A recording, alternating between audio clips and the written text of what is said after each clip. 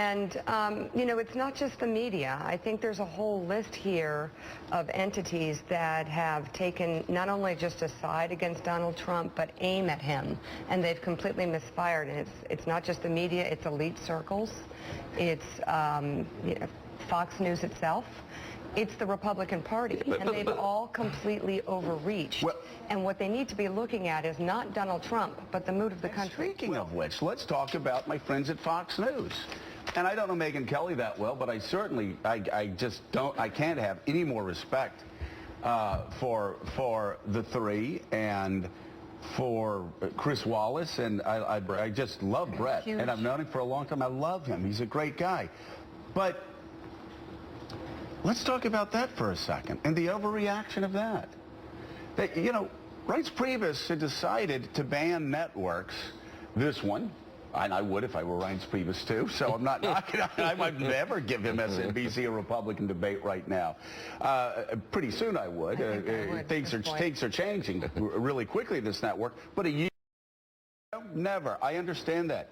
But the idea was to get news outlets, Mark, that would ask legitimate questions about policy instead of gotcha questions. There wasn't a single question asked of the Republican frontrunner that dealt with jobs, that dealt with Iran, that dealt with ISIS, that dealt with the economy writ large, that dealt with foreign policy writ large. It was, you had three questions. The first one was, I was stunned.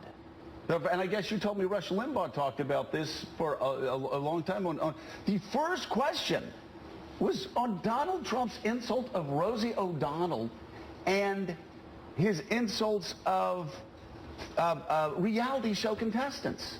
And were they crude and crass? Yes. Would I ever say it? No. Would any Republican candidate ever say it? But no. But that's your first question. And then the next question was asking this billionaire about 4 deals that failed. And then the third was, really, it was a political speech that was veiled as a question with a zinger at the end going, so tell me, when did you become a Republican?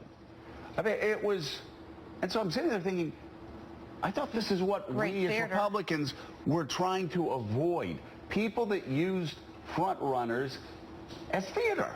And it was political theater on Thursday night, starting with the first question. Yeah, I mean, a lot of the questions, they did ask him about the Iran deal at one point.